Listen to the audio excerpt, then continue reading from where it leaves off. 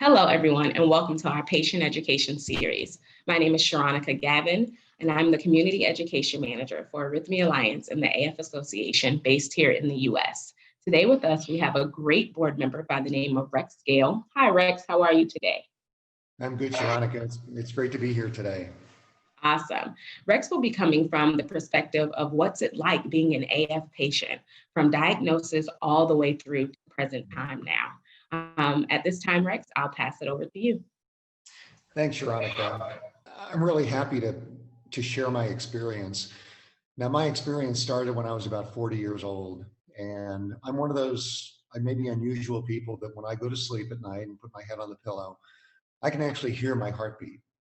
And it became clear to me for a period of time that my heart was not beating correctly, it was beating irregularly. And so I went to the doctor. My first visit to the doctor, they put me on the table, they did an EKG, and they said, "You're fine, you're 40 years old, you're going through some kind of midlife crisis." So my initial issue was not really diagnosed until 10 years later. And the interesting thing was, I think I was putting myself in danger.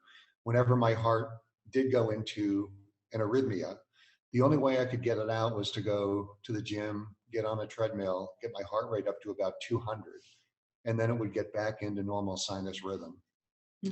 When I was, about a little bit, I guess maybe 50 years old, I finally did go to a doctor. I knew that I was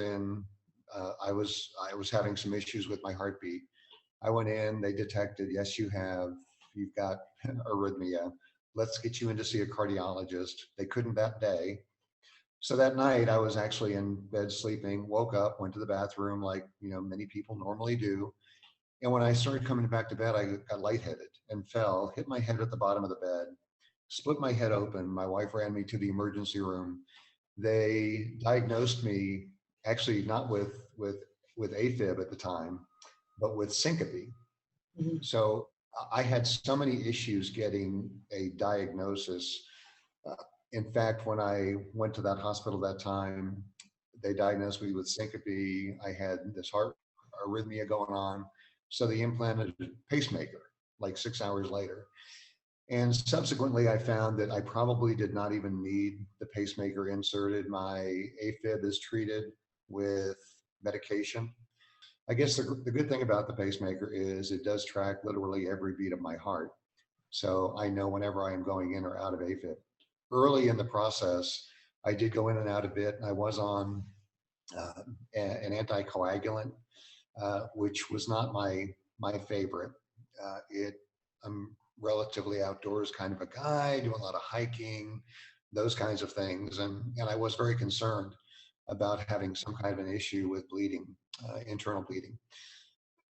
Recently, though, the medication that I have that I'm taking has totally controlled my AFib.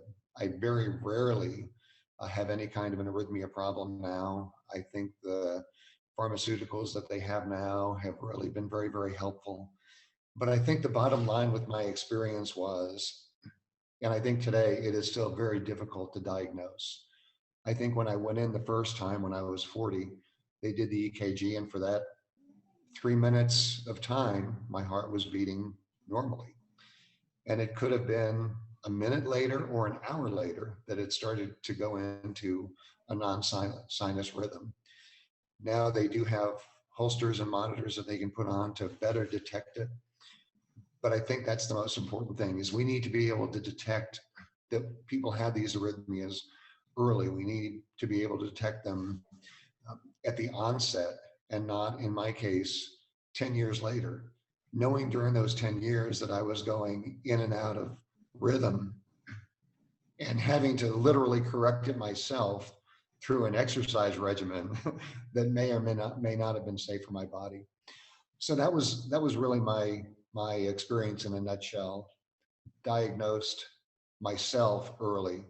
The medical community diagnosed me about 10 years later. I had some issues early on going into the hospital and trying to get again the proper diagnosis.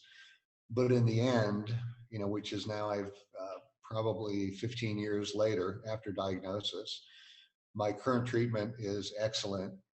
My electrophysiologist is excellent. The world knows a lot more about arrhythmias, partially because of the Arrhythmia Alliance and all the incredible work that they've done to get the message out. So I'll stop there, Sharonica. That's my story, and I am very happy to share it with the Arrhythmia Alliance community around the world. Awesome. Rex, what an interesting story. And thank you so much. Let me start by saying thank you for even sharing your story with us. I know personally for Arrhythmia Alliance, I've had the pleasure of meeting you and, all the different assets that you bring to us as a board member for Arrhythmia Alliance in the US. So of course, I'm thankful for that. But just listening to your story and seeing how this journey for you, you knew something was wrong at age 40. However, the medical community, it took them 10 years to actually figure it all out.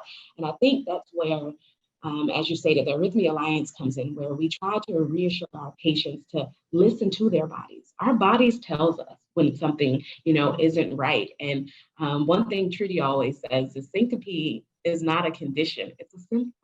Something is an underlying issue. Syncope is a symptom. So we always try to encourage our patients. There's a deeper rooted problem. If you're just passing out, there may be something deeper, and it's always good to investigate it just a little bit further. As I've said before, thank you so much for everything you bring to Arrhythmia Alliance, especially here in the US. And thank you for sharing your patient's story. It will be beneficial to so many patients, not just here in the US, but around the world. Thanks, Rex.